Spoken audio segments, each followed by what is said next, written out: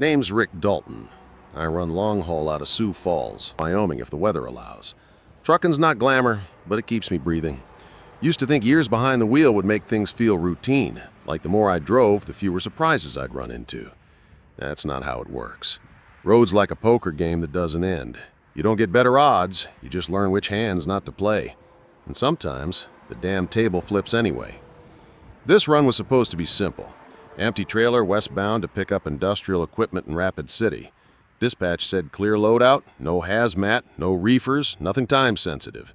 It was early February, still dead winter out here. Left the lot before sunup, coffee in the cup holder, weather radio mumbling about light drifting snow and gusts up to 25. That stretch between Sioux Falls and Rapid, I know every rest area, every gas station bathroom that doesn't smell like chemical death. Flat land, long lines, and not a lot of drama, unless the wind gets ideas. Got past Mitchell by 9, fueled up there like usual. Snow started coming down, light but angry, little side wind building from the north. I didn't think much of it. South Dakota always throws a hissy in February. Plows were out, roads were white but drivable. You just keep your hands steady and don't get cute with the throttle. It was after Chamberlain I noticed it. At long grade before the river, I slowed down for a turnout on the right. Just a wide gravel patch for tired drivers or broke rigs. I wasn't stopping, no need, but I veered right a bit because some SUV had drifted half into my lane. As I eased back left, my trailer hopped. Not a full bounce, but a sharp little jar, like it rolled over a curb. Not enough to freak out, just enough to make me glance in the mirror. No blown tire, no flapping mud flap, nothing. I kept rolling, but something about it stuck with me. Could have been ice under the wheels or just uneven pavement. Those turnouts get chewed up bad in winter. Plows catching gravel, snowpack hiding ruts. Still, the hit felt too solid, like metal on rubber solid. I made a mental note to check the tires when I stopped for lunch.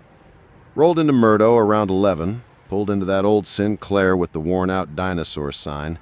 Snow was coming in harder now, not quite whiteout, but enough to haze the air.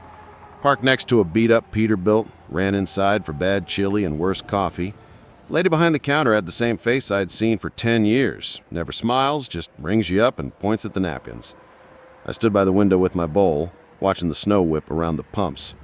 There were 2 other drivers in there talking about some guy jackknifed near Wall the night before. I tuned them out mostly, just kept thinking about that jar I felt back at the turnout. It was dumb to fixate on it. Truck felt fine. No alerts, no wobble in the wheel, and I'd done this route more times than I could count. Still, I couldn't shake it, like something under the surface didn't add up, like I'd missed a piece of the puzzle. Back on the road by noon, weather hadn't let up, and the shoulder was starting to disappear under drifts. Not full-blown danger yet, but creeping that way. I kept my speed just under 60, played it safe. Around Kadoka, I hit the weigh station. Lights were on, so I rolled in. DOT guy waved me through the scale, then stepped out and flagged me for a quick inspection. Routine. Happens every so often. I've got nothing to hide. He went around the rig, checking tires, brakes, lights, usual stuff. But when he got to the back axle on the passenger side, he paused, squatted down, leaned in close. I watched in the mirror. He stayed there maybe 20 seconds longer than normal, then stood up and gave me the thumbs up. I rolled out, no ticket, no questions, just back on the highway. But it gnawed at me. What the hell was he looking at back there? Why linger like that and say nothing? If it was nothing, why the second look? I figured maybe I'd check it myself at the next truck stop. Still had daylight and a few hours on the clock, but I didn't like the feeling sitting in my gut. That's the thing about this job. You get good at reading your own nerves. Here's the usual stuff – idiot drivers, icy patches, brake lag on a downgrade. You learn to live with those. But when the road talks to you, really talks like a whisper under the engine noise, you better listen or you're going to pay. That weird jar at the turnout, the bent track in the trailer's pull, DOT guy acting like he saw something but didn't say it. Too much for coincidence. Something was off, and I wasn't going to sleep right until I figured out what. Ever feel something off under your rig and wonder if you should have stopped right then? I kept west after Kadoka, rolling slow but steady. Snow wasn't letting up, and the wind was pulling it sideways like curtains in a drafty room.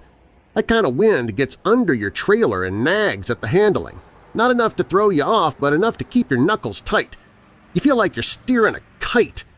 Normally, I'd make rapid by late afternoon, but I was already thinking about where to pull off before that grade east of Box Elder. I don't mess with that hill when it's iced over. Plenty of guys do, and some of them don't finish the trip. Me, I pick sleep over headlines. What got me, though, wasn't the weather. It was the trailer. Something about how it moved behind me didn't sit right. It was subtle, a kind of off-balance feel when I hit a crosswind or took a gentle bend. Not a full sway, not dangerous, but just not right. Like when your truck is loaded uneven and you feel it lean when it shouldn't. Only this load was light, damn near empty, so it should have been floating clean. I even double-checked the weight ticket from the yard earlier. Legal and level. I started watching the trailer more in the mirrors, switching glances side to side like a twitch. Every gust, every patch of cleared road, I was tracking that box like it was trying to tell me something. Once or twice, I thought I saw the back end shift just a little more than it should have, like the rear axle was being lazy. But I told myself it could just be the wind. Around 2:30, I rolled into Wall. That old Flying J outside town had a few spots left between snowbanks. I slid in beside a livestock hauler, the kind that smells like wet iron and regret. Parked, killed the engine, and let the silence settle. Snow hissed soft against the windshield.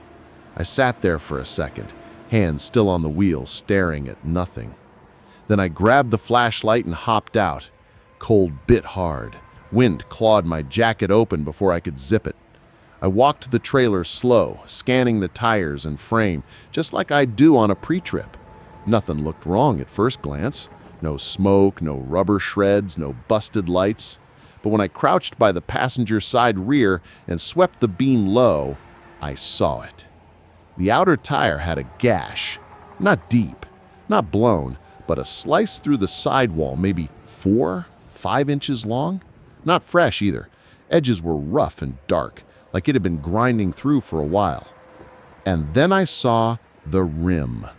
The lip was bent inward, subtle but clear. Not curb rash, not pothole bend. It looked like something had caught between the tire and the road and wedged upward, pushing metal in like a spoon denting a can. I touched it, cold and jagged. I stood up slow, snow piling on my shoulders, thinking back to that jar at the turnout. That had to be it. That bounce wasn't the trailer hopping gravel, it was me running over something solid. Solid and sharp. Steel, maybe. Rebar? I'd seen it before in scrapyards. But what the hell would rebar be doing in a highway turnout? I climbed back into the cab, cranked the heat, and pulled my phone. Called Jimmy, my mechanic back in Sioux Falls. He picks up on the second ring like always. Rick? Yeah. You got a sec? Sure. You dead or just irritated? I got a rear tire gashed on the passenger axle. Rim's bent inward, like something got up under it and twisted the edge. He whistled soft. Blowout? Nope. Still holding pressure. But it ain't gonna last long. Where you at? Wall. I can lip it to rapids, maybe. Weather's trash, though. He didn't answer right away, then said, That kind of bend? You hit something tall. Steel post, maybe. You run over a rail or loose tie plate? I don't think so. But it felt like I hit something solid east of Chamberlain. Pulled right a bit near a turnout. Felt the trailer hop. Thought it was gravel. Jimmy grunted. Seen that damage before. Couple winters back, guy came in with damn near the same slice. Turned out he hit a cut-off rebar spike in a snowbank near a rest area. Someone dumped scrap steel to stop overnight parking. Plows bury it. You can't see it until it bites. And sat back in my seat, chewing that over. Who the hell dumps rebar on a turnout? DOT didn't. County sure as hell didn't. Probably someone with a grudge and a pickup bed full of solutions. You can file the report if you want. Good luck getting anyone to care. You think it's intentional? I think someone wants to keep trucks from parking in spots they don't like. Seen it in Ohio, seen it in Oklahoma. Cheap way to say, move along, without signs or tickets. I didn't say anything for a while. Just stared out the windshield at the snow blowing sideways. The livestock hauler next to me was rattling in the wind, but otherwise the lot was dead quiet. Jimmy broke the silence. You want me to send a tire truck out? Too far. I'll baby it to Rapid. Swap the wheel there. Don't push it too hard. That sidewall gives you're skidding sideways at 60. Yeah, I know. Hung up. Just sat there, listening to the heater click and blow. Outside, the wind howled through the gaps between trailers like it had secrets to tell. I leaned forward, elbows on the wheel, and tried to picture that turnout again. Snow hiding the gravel, wind pushing sideways. And under it all, maybe a line of jagged rebar buried just deep enough to stay invisible, just high enough to gut a tire. I didn't like it. Not just the damage, the feeling. The idea that someone had done it on purpose. Not for money, not for rage, just quiet spite. Hidden under snow, aimed at drivers who stopped where they weren't welcome. Like we're rats, and someone set traps, hoping we'd limp away without asking questions. But I had questions now, and I was pretty sure I wasn't going to like the answers. I slept like crap that night. Too much thinking. Every time the wind rocked the cab, I jolted awake, half expecting to hear the tire blow out or feel the trailer lurch. It held, but that didn't mean I trusted it. By 5 a.m., I gave up on rest, rolled out of the bunk, and brewed some awful gas station coffee in the little single-cup thing I keep behind the passenger seat. I drank it in silence, just watching the snow blur the windshield, thinking about that damn turnout. The plan was simple. Run light to Rapid, swap the bent wheel, finish the pickup, and get out. But that plan didn't sit right with me anymore. The more I thought about it, the more I needed to see that turnout again.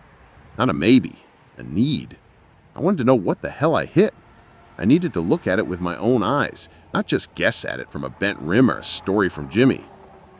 So I made a call. Dispatch wasn't thrilled. You're what? Angie's voice cracked through the phone like static. I'm doubling back. Just an hour and a half max. I need to check something. We got your load staged at the yard. You're burning your clock.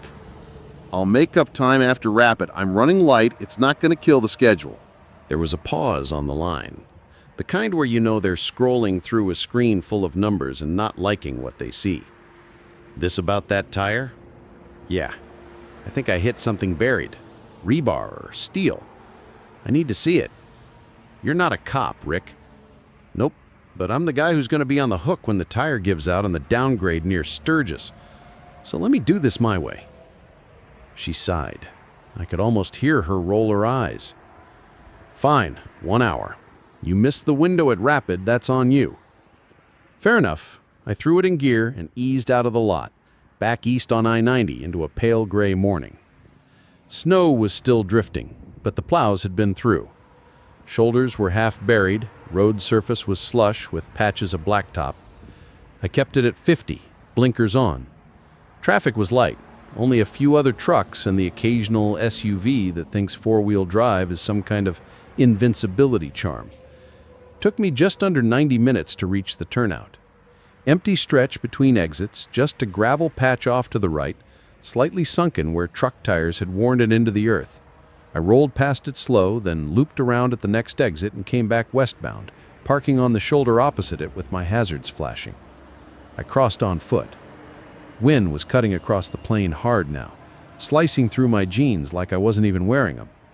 Snow was knee-high in drifts, but you could still make out the shape of the turnout under it, sort of. Looked smooth from a distance, but up close it was broken, lumpy, uneven, like something was hiding under the surface. I pulled a short-handled flathead screwdriver from my jacket pocket. Don't ask why I carry it. Habit. Started poking at the snow, dragging little lines through it until I hit something solid. I cleared a patch with my glove and saw rust. Steel. Round bar. About as thick as 2 fingers. It was sticking up maybe 5 inches out of the gravel. Bent at an angle, like something heavy had hit it. I stepped back and looked again. Another one, a few feet away. then two more, forming this lazy half circle like some amateur built a caltrop field and just left it for the next guy.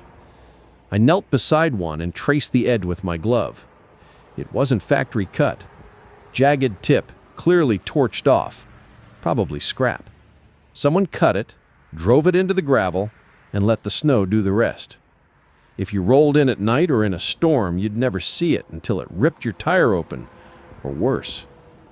I stood up and stared at the road. Cars flying by, nobody slowing down, nobody looking twice at me. I was just another shape in the snow. Not their problem. My mind kept circling back to Jimmy's words. Someone dumped it on purpose. Now looking at it, I believed it. This wasn't accident or neglect. This was placed. Somebody had gone out of their way to make this look like a turnout, but set it up to hurt anyone who used it. Not kill them, maybe, but damage them. Cost them time, money. Maybe drive them away. I took a few pictures on my phone, just in case. Not that I thought anyone would care. I wasn't thinking lawsuit. I was thinking patterns. If it was here, maybe it was elsewhere, too. On my way back to the truck, I spotted a coffee cup jammed in the snowbank near the edge of the turnout. Faded plastic from some mom-and-pop diner, half covered in frost. Looked like it had been there a while. I left it alone. Back in the cab, I sat for a moment with the heat blowing on my boots, trying to make sense of it. Not just what it was, but why.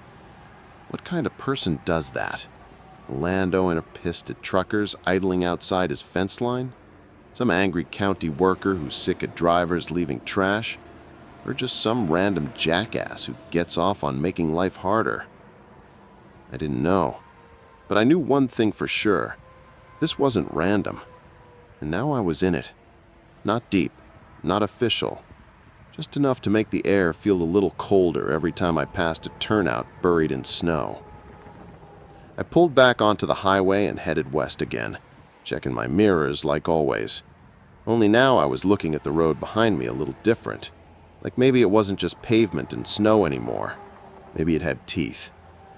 I made rapid just after lunch, rolled into the lot behind the warehouse where my pickup was waiting. Kind of place built fast and cheap, all corrugated walls and cracked pavement. The guy at the dock gave me a look when he saw the tire, then pointed at the trailer bay like he didn't want to know more. I didn't blame him. Got the load on without a hitch. Pallets of machine bearings wrapped tight, weight distributed even, and limped over to the truck stop near Deadwood Avenue to get the rim changed out. The tire tech, a kid with frostbitten ears and a Packers hoodie, didn't say much, but when he rolled the damaged rim out, he whistled low.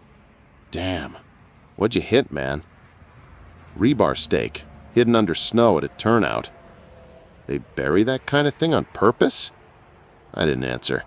He went quiet and hauled the new wheel out of the van. After that, I had a few hours left before I needed to shut down. I didn't roll. Instead, I headed out to a DOT yard I remembered near Kennebec, not far off where I'd turned around earlier that morning. Not a big facility, just a low cinder block building with a chain-link fence and a couple plows parked out front, blades red with salt and old rust. I pulled the truck into the gravel patch outside and walked in. The guy behind the desk had the posture of someone who hated every part of his day. Late 50s, gray beard, trucker gut under a Carhartt vest. He looked up from his desk like I had interrupted something sacred. Help you? Yeah. Name's Rick Dalton. I drive long haul out of Sioux Falls. I got a question about a turnout east of here. Maybe you know something. He gave me that long look like he was flipping through some mental Rolodex labeled, "Not my problem." Which turnout?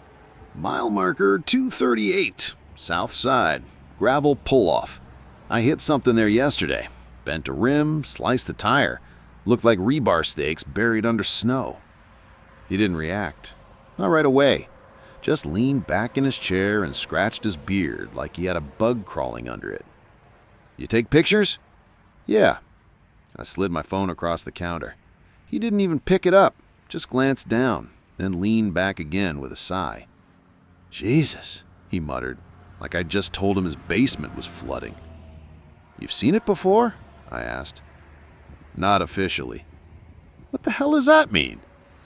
He stood up, slow, and walked to a filing cabinet, pulled out a manila folder, opened it, and closed it again without reading it, and tossed it back in. Not what he was looking for. Or maybe it was, and he didn't want to show me. 3 years back, he said finally, we had a report from a local carrier. Same kind of thing. Damage from a pull-off. Trailer axle busted. Claimed it was steel hidden under the snow. Guy filed a report with DOT. Nothing came of it. Why not? He shrugged. Because no one owns those spots. Not technically. They're not state-maintained, not part of the roadbed. Gravel shoulders, old construction pads, farmer land the county never reabsorbed. Means the state doesn't have to plow them, patrol them, or fix them. And nobody wants to take responsibility. So someone can just plant steel stakes and it's not illegal? Oh, it's illegal if you catch them doing it. But proving it? That's the trick. You gonna file a complaint? Will it matter? He looked me dead in the eye, like he was tired of pretending. No, unless someone dies, then it matters. That sat between us for a minute. He went back to his desk, cracked open a Diet Mountain Dew, and didn't offer me a seat. I leaned on the counter. So what, I just tell other drivers to stay off it and hope they listen? That's more than we're doing. He said, no shame in his voice, just resignation. I nodded, slowly, and turned to go. Halfway to the door, he called out, Hey, for what it's worth, that area's got some private land butting up close to the right-of-way. Ranchers mostly. They've been fighting truckers parking out there for years. Claims of noise, trash, piss bottles, engines idling all night. County stopped responding to calls years ago. So now they're handling it themselves? He didn't answer, just took another sip of his soda and went back to whatever paperwork was in front of him. Back in the truck, I sat with the engine off and the heater ticking. Snow was starting again, small flakes, fine and mean, the kind that doesn't seem like much until you realize the road's vanished underneath you. I thought about what the old man said. Not officially. Nobody owns it. Not our problem. I'd heard that tone before. Railroad cops saying the same thing about yards full of hobos. Border town deputies who didn't see nothing. People like that aren't evil. They're just tired. Tired of fighting battles they don't get paid to win. But this one felt personal. Someone made a choice. Went out to that turnout with a hammer and steel, banged it into frozen gravel, covered it with snow and walked away, knowing the next guy to roll in wouldn't see a thing. I wasn't mad, not exactly, but there was a burn in my gut that wouldn't go out. Not because I'd lost money, not even because of the risk, but because I knew, deep down, I wasn't going to be the last guy to hit those stakes, not by a long shot. I got back on the road after leaving that DOT yard, but I wasn't thinking about my route anymore. The logbook was fine, the trailer was good, and weather was steady. None of that mattered right then. I kept turning over what the old man said. Not officially. No one owns it, unless someone dies. That last part stuck to my ribs like cold meat. I've hauled a lot of loads through a lot of bad stretches, but this wasn't weather or breakdowns or stupid drivers. This was something else, something placed. That makes it different, makes it worse. I pulled into a rest stop outside Belvedere later that night, not even tired, just needing to not be rolling. Parked in the back row, killed the engine, and listened. You can tell a lot by how quiet a place is. This one hummed with tired engines and idling reefers, but it was the right kind of quiet. Safe quiet. Nobody pacing around, no sketchy minivans. I brewed up some coffee, leaned back in the sleeper, and scrolled through my phone, looking at the pictures I'd taken of the stakes. Steel. Bent. Jagged. Rusted at the base. That wasn't highway debris. That wasn't a dropped load or leftover construction junk. That was work. Time. Effort. Somebody did that with a reason. I opened up a trucker group chat I'd been in for years. Nothing fancy, just a bunch of us sharing weather updates, bad receivers, and fuel prices that'd make a grown man cry. I dropped a couple pictures in the thread with a message. Turnout Mummum 238 I-90 SD. Steel stakes under the snow. Tore a tire, bent a rim. Watch it. Didn't take long to get a response. Shit, you too? That came from Benny. Runs reefer out of Wisconsin. Always westbound loads into Idaho. I hadn't talked to him in months. You hit that spot? Same stretch, same damn thing. Last winter. Thought I'd clip the culvert, but shop said the rim looked crushed in. They called it impact from below. I didn't think to go back and look. Why didn't you say something? Who the hell do you say it to? DOT doesn't care. Sheriff don't answer. Dispatch just tells you to roll. Another guy chimed in, Manny, local hauls between Billings and Sioux City. He'd seen the pictures, recognized the turnout. I stopped there 2 weeks ago. Engine light came on and I needed a place to reset. Woke up to a flat. I figured it was just bad luck. I sat staring at those messages, and for the first time all day, I didn't feel crazy or alone. This wasn't one guy getting unlucky, it was a pattern. And we had all just shrugged it off, ate the cost, and kept driving. I messaged Jimmy, sent him the photos again, and told him what the DOT guy said. He called instead of texting.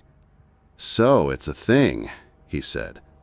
No question in his voice, just a flat statement like a diagnosis. Looks like. Jesus. That rim you brought in? If it had hit 3 inches higher, it would have bent the brake chamber. You'd have lost the axle mid-run. I know. He went quiet, then asked, You gonna file something? I don't know yet. You thinking about getting loud? Thinking about it. Well, he said, if you do, don't expect thanks. Most of the guys out there don't want to believe the road's got teeth like that. Makes the job feel less like work and more like survival. Nobody likes that thought. We hung up. I just sat there in the cab, hands behind my head, eyes on the ceiling. I'd driven hundreds of miles through storms and whiteouts, down switchbacks and frozen bridges. I'd patched lines at midnight in Wyoming winds that felt like razors. But this felt different, a new kind of risk. Quieter, closer. Next morning, I rolled early. No snow overnight, sky was clearing, light cutting through low fog like a dull blade. I made good time out of South Dakota, hit the Wyoming line by late morning. Every time I passed a turnout covered in snow, I found myself scanning for signs, dips, dark spots, anything that might be steel waiting to bite. I couldn't help it. Stopped for fuel in Gillette. While I was checking the straps, a young guy on a flatbed next to me struck up conversation. Hey, you Rick? I blinked. Yeah? I'm on that chat. Saw your pictures. He was maybe 30, scruffy, hands covered in road grime. Looked tired in the way new drivers get when they realize this job isn't the freedom they thought it'd be. That rebar's real? He asked. Yeah. I parked there once last fall. Nothing happened, but damn, I could have. I just nodded. He shook his head. What do we even do with that? I looked at him, then at my truck. Wind was picking up again. Drive different, I said. That's all we can do. He didn't say anything, just nodded, climbed back in his cab, and pulled off. That night I parked further out than usual. Not in a turnout, not in a lot, just a wide patch off a farm access road I'd used before. Nobody bugs you there. It's dirt, not gravel. No place for steel to hide. I set the brake, killed the lights, and sat in the dark for a long time before crawling into the bunk. Didn't even take my boots off. Something had shifted.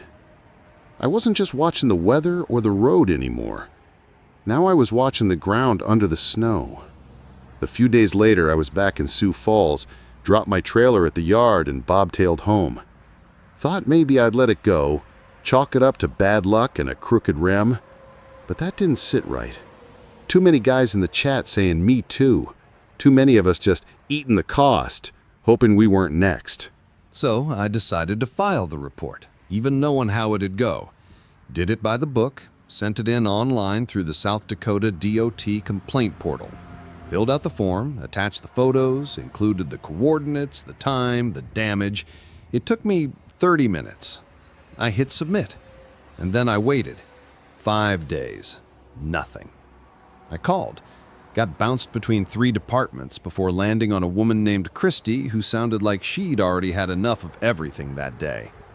"Your complaint was logged," she said, clicking keys. "Status says reviewed." "That's it?" "Yes, sir." "No follow-up? No contact?" "If you didn't witness the obstruction being placed or have a license plate number of the party responsible, then we log it as environmental hazard non-actionable." "What does that mean?" She paused. "It means unless someone claims ownership or it causes a fatality, it doesn't trigger site remediation." "So they're just going to leave it?" "I'm not authorized to speak to field operations." I hung up before I said something I'd regret. Later that night, I was at a Petro off I-80 in Nebraska, sitting in the diner nursing a burger that tasted like cardboard and grease. One of the old school places. Real waitress service, seats worn down to the springs. Truckers were scattered across the booths, most of them hunched over plates, dead-eyed from the road. Across from me sat a guy named Hollis. We'd crossed paths before, both of us regulars on the I-90 corridor. Heavy-set, goatee, ran flatbed for a construction outfit out of Kansas City. He saw the pictures on my phone when I was scrolling through them and said, "That the rebar thing?" I looked up. "Yeah? Same turnout you're talking about?" "Mm-hmm." He nodded like it didn't surprise him one bit. "They've been doing that for years. Not just there. Couple spots outside of Sheridan, too. I hit one 2 winters ago. Didn't even know it till I dropped the trailer and saw the gouge in the tire wall. Lucky it didn't blow." "You tell anyone?" "Yeah, my dispatcher. He said, 'Watch the damn road next time.'" "That's it?" He took a sip of coffee, smirked. "What else they gonna do? Nobody wants to touch it. If you say too much, the company starts wondering if you're a problem driver. Can't have that reputation." I stared at him. "You think they know?" "Some do. Some look the other way. It's easier to eat one damaged rim every 6 months than try to fight county politics and pissed off landowners." I shook my head, chewing a bite I couldn't taste. "You see the problem, right?" he said, voice low. "They know we'll keep coming. We're the only ones who don't stop. Cops won't sit there overnight. Locals won't park there. But us? We're tired, we're out of hours, we need a place to crash that won't cost $60 and an argument with a night clerk. So what, we just live with it?" He leaned forward. "We adapt. Quietly. Tell each other. Mark it down. Keep it off the radar." You start making noise, and someone's going to make you the noise. You want that? I didn't answer. Didn't need to. I paid the bill and walked out into the cold. The wind had picked up again, sharp and unfriendly.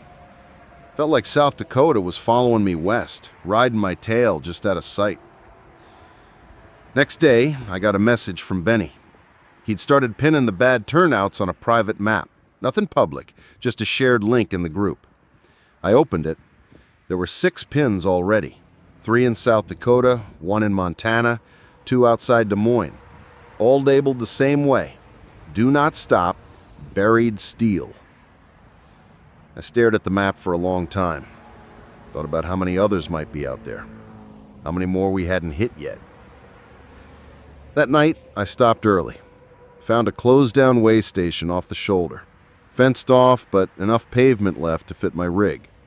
No lights, no noise, no snow hiding anything. I backed in slow, killed the engine, sat in the dark. Cost to the rim, $540. Tire, another $310. Lost time, lost load bonus, don't even want to tally it. But the real cost? It was this. The way I looked at every turnout now like it was hiding something. The way I drove past them even when I was tired. The way I pulled into empty lots with the brakes already halfway engaged. Nobody tells you about that part. The paranoia, the second guessing. It creeps in mile after mile, till you're not driving anymore, you're just avoiding things. And the worst part? You get used to it. It's been a couple months since that first hit. Since the rebar, the bent rim, the DOT guy who didn't want to talk. And things haven't gone back to normal. not really. Not in my head, not in how I drive. I'm still running freight, still doing the miles, still chasing the same stupid clock across the same long stretches. But I don't drive the way I used to. I don't think I can anymore. I don't stop at turnouts, not unless they're paved and I can see every inch of ground. Gravel lots are off my list.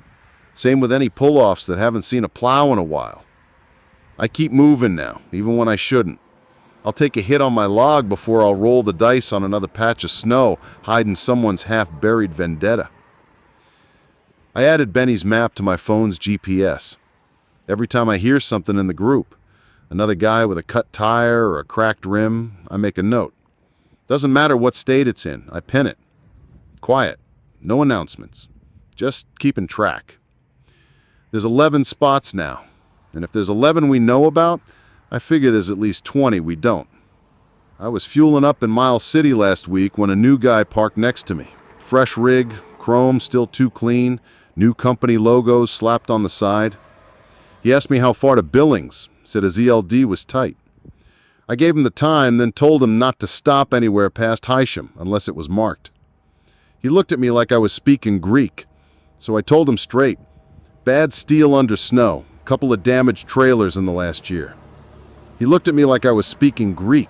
Why would someone do that?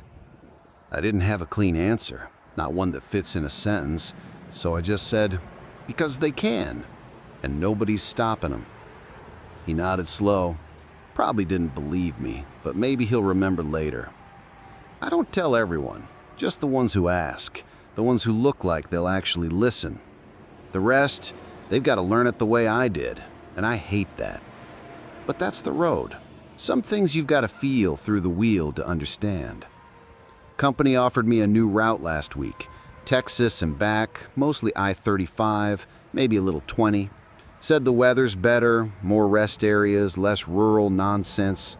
I turned it down. Not because I like freezing my ass off in South Dakota, but because this is the route I know. I know its lies now. I know where it hides its teeth. Starting fresh somewhere else just means I'd be blind all over again. No thanks. I did change one thing, though. I keep a little laminated card in my visor now. It's got a list of GPS cords and short notes. Not for me, I know them by heart. It's for whoever gets in the truck after me. If something ever happens, they'll know what I saw, what to avoid, what not to trust. And maybe that's all you can really do. Pass it down.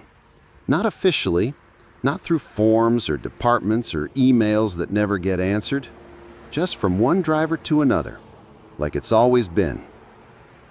I pulled into a rest area near the Wyoming line last night.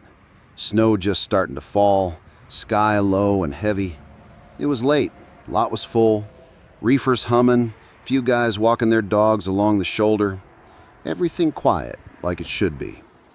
I parked along the outer edge, kept the wheels on the asphalt. No gravel, no guessing, just flat black surface I could see. I shut the engine down and sat for a minute, hand on the keys, watching the snow come in sideways. I didn't feel angry anymore. I didn't feel scared either, just careful and tired in a different kind of way. Not the kind of tired that sleep fixes.